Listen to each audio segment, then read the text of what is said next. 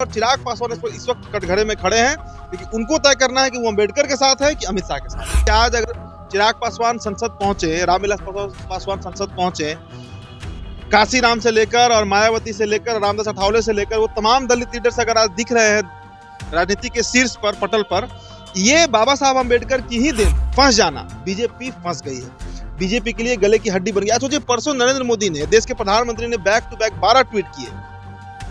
12 tweet Narendra Modi का आना कोई नॉर्मल चीज नहीं है। चिराग पासवान को तो अपना वोट बैंक है जिसको वो कैसे भी बचाएंगे। मैंने कहा ना कि सुप्रीम कोर्ट के फैसले के खिलाफ अगर देश में कुछ सबसे प्रमुखता से और प्रखरता से कोई दलित लीडर सामने आया तो वो चिराग पासवान ही थे। संसद में केंद्रीय गृह मंत्री अमित शाह ने अंबेडकर पर टिप्पणी क्या की, पूरे विपक्ष ने इसे अंबेडकर का अपमान मान लिया। देखिए, संसद के साथ साथ यह मुद्दा जो है वह सड़क पर पहुंच चुका है।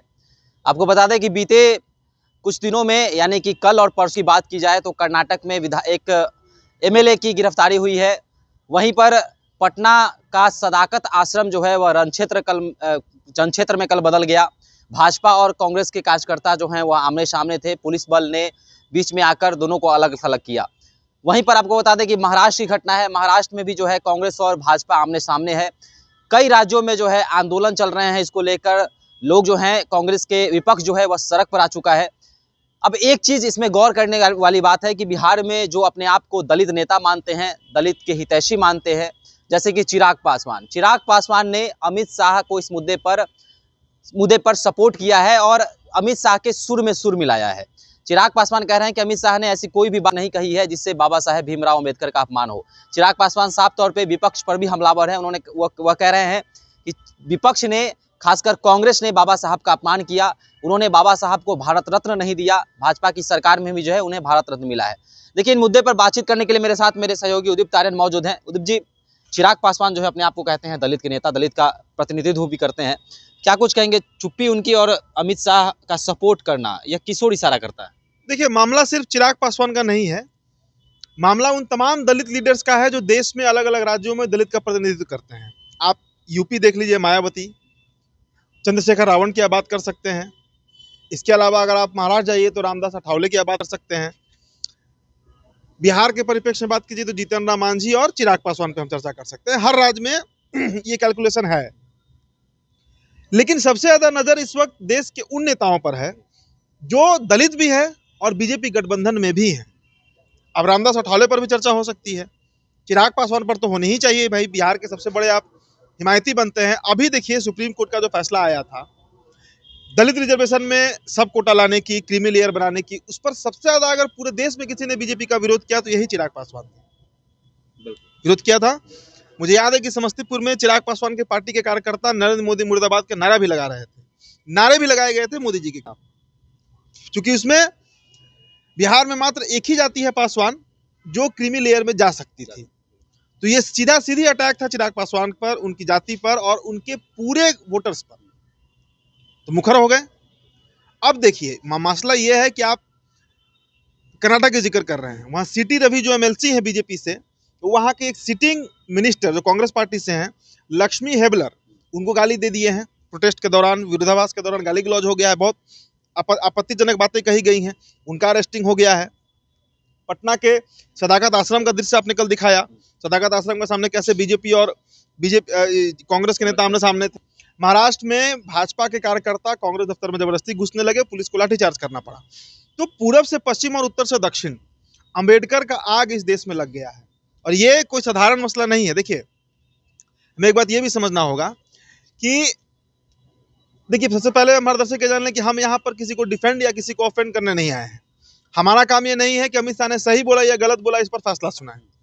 गलत भी हो सकते हैं और बीजेपी की नजर में सही भी हो सकते हैं, लेकिन एक बड़ा तबका तो ये जरूर मान रहा है ना कि अम्बेडकर साहब की बेइज्जती हुई है।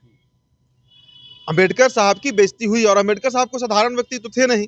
मैंने कल भी अपनी चर्चा में कहा कि आज अगर चिराग पासवान संसद पहुंचे, रामविलास पासवान संसद पहुंचे, काशीराम से लेकर और मायावती से लेकर रामदास अठावले से लेकर वो तमाम दलित लीडर्स अगर आज दिख रहे हैं राजनीति के शीर्ष पर, पटल पर, ये बाबा साहब अम्बेडकर की ही देन है, जिसके चलते आज ये लोग पॉलिटिक्स में और हर जगह सर्वाइव कर रहे हैं।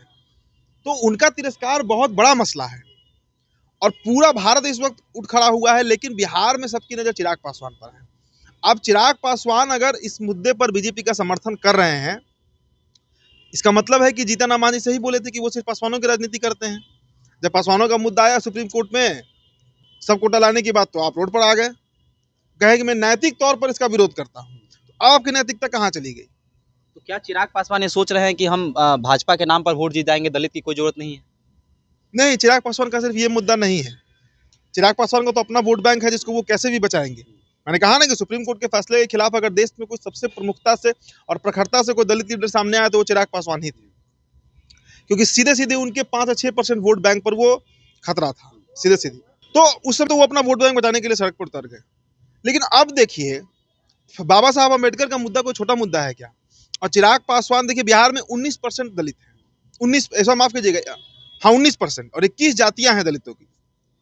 इसमें सबसे बड़ी आबादी पासवानों की है, करीब 5.5%। उसके बाद चमार की है करीब 5%। फिर बाकी जातियां हैं, पासी कह लीजिए, नटवार कह लीजिए, बैठा कह लीजिए, रजक कह लीजिए, सभी का मिला जुला 19% वोटर्स है।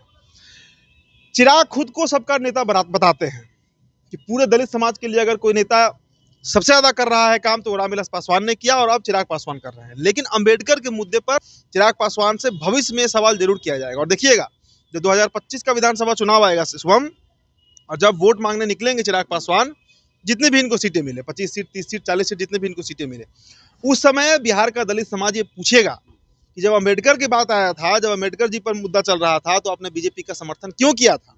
उस समय आपने क्यों नहीं नैतिकता के आधार पर, नैतिक तौर पर बीजेपी का विरोध किया कि ये गलत है? अमित शाह ने जो एक्ट दिखाया उसे कंडेम क्यों नहीं किया? इस पर सवाल कल दिन चिराग पासवान से पूछा जाएगा, ये आप पक्के तौर पर मानकर चलिए। क्योंकि देखिए, ये मुद्दा अभी इतना हॉट है कि संसद में मारपीट तक नौबत आ गई। कई वो जो सारंगी जो है, प्रताप सारंगी, वो अस्पताल में एडमिट है। मल्लिकार्जुन खड़गे को चोट लगी है, भाजपा का भी कई सांसद है जिनको चोट लगी है। मारा पीट हो रहा है रोड पर, और तमाम विपक्ष जो है, पूरा विपक्ष जो है वो एक साथ खड़ा हो गया है। अरविंद केजरीवाल ने तो नीतीश कुमार को चिट्ठी तक लिख दिया, चंद्रबाबू नायडू तक को चिट्ठी लिख दिया। तो ये मसला जो है वो अब धीरे धीरे बढ़ रहा है, और चिराग पासवान इस वक्त कटघरे में खड़े हैं, क्योंकि उनको तय करना है कि वो अम्बेडकर के साथ है कि अमित शाह के साथ है। अच्छा, अंबेडकर के नाम पर सत्ता जो है अलट पलट भी हो गई है, इतिहास गवाह है। जब भी चुनाव का समय आता है, अभी दिल्ली और बिहार विधानसभा चुनाव नजदीक है, अगले साल है, तो क्या विपक्ष भी ये भुनाने की कोशिश कर रहा है और अंबेडकर को केंद्र में रखने की कोशिश कर रहा है, ताकि जो है दिल्ली और बिहार विधानसभा पर जो है अटैक किया जाए और उसे हासिल किया जाए? देखिए, उत्तर प्रदेश का चुनाव परिणाम अगर आप देखिए, लोकसभा का, बीजेपी को 40 से कम सीटें आई, 37 सीटें आई शायद एनडीए को। ये सिर्फ इसलिए हुआ क्योंकि वहां पर दलित वोटर्स जो हैं उन्होंने बीजेपी का साथ छोड़ दिया। देखिए, दलित वोटर्स यूपी में, बिहार में बड़ी संख्या में है। 19-20% वोट होना, इसका मतलब है कि हर 5 वोटर में से 1 वोटर जो है वो दलित है, और ये बहुत बड़ा फैक्टर बन जाता है यूपी और बिहार जैसे राज्यों में। तो अब ऐसी स्थिति में उत्तर प्रदेश हो या बिहार, और बिहार में तो विधानसभा चुनाव है, तो इस मामले पर अगर विपक्ष इसे इनकैश करना भी चाह रही है तो उसके राजनीति का हिस्सा हो सकता है, और वो गलत भी नहीं है। वोट बैंक के लिए इस तरीके से काम किया जाता है, लेकिन सिर्फ वोट बैंक का ही मसला नहीं है। एक्चुअली में वो कहते हैं ना कि फंस जाना, बीजेपी फंस गई है, बीजेपी के लिए गले की हड्डी बन गई। सोचिए, परसों नरेंद्र मोदी ने, देश के प्रधानमंत्री ने, बैक टू बैक 12 ट्वीट किए। 12 ट्वीट नरेंद्र मोदी का आना कोई नॉर्मल चीज नहीं है, कोई साधारण मसला नहीं है। वो कंडेम कर रहे हैं कांग्रेस को कि कांग्रेस ने भारत रत्न नहीं दिया, कांग्रेस ने दलितों को नरसंहार कराया, कांग्रेस ने दलितों का अपमान किया, ये किया, वो किया। वो 10 तरह के उदाहरण दे रहे हैं नरेंद्र मोदी।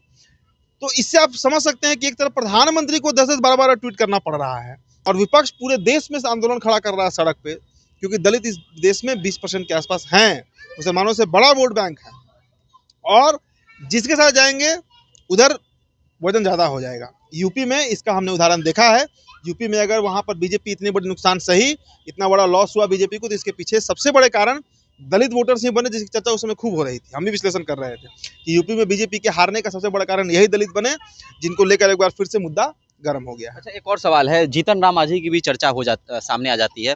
क्रीमी लेयर को लेकर चिराग पासवान, जीतन राम मांझी आमने सामने आ गए थे, लेकिन अभी दोनों के सुर एक है, जीतन राम मांझी भी सपोर्ट कर रहे हैं। क्या जीतन राम मांझी अपना मंत्री पद संभाल रहे हैं, या फिर मंत्री पद जो है बचाना चाहते हैं, इसलिए ऐसा बयान दे रहे हैं? देखिए, जीतन राम मांझी उस स्तर पे बड़े नेता हैं भी नहीं, जो मेरा अपना अनुमान है।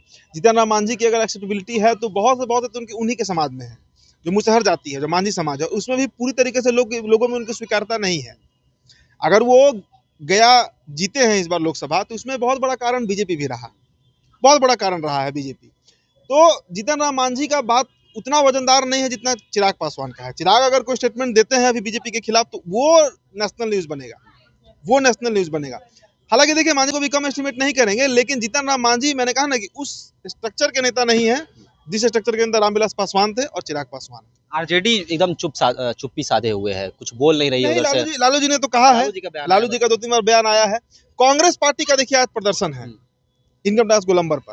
कांग्रेस सबसे ज्यादा आंदोलित ये है, इसलिए है क्योंकि कांग्रेस पार्टी के ही खिलाफ बीजेपी का एक बड़ा प्रोटेस्ट लोकसभा में भी चल रहा है, संसद में भी चल रहा है। और जितने राज्यों का हमने जिक्र किया, महाराष्ट्र हो, कर्नाटक हो, झारखंड हो, गुजरात हो, सभी जगह पर कांग्रेस पार्टी ही प्रोटेस्ट कर रही है। हालांकि आरजेडी को इसमें आगे आना चाहिए। देखिए, चलिए, तो अम्बेडकर मुद्दे पर सदन से लेकर सड़क तक जो है इसकी आवाजें गूंज रही हैं। विपक्ष जो है अब सड़क पर उतर गया है। आज बिहार की राजधानी पटना में कांग्रेस कार्यकर्ताओं ने जमकर प्रदर्शन भी किया, कल भी प्रदर्शन किया था उन्होंने।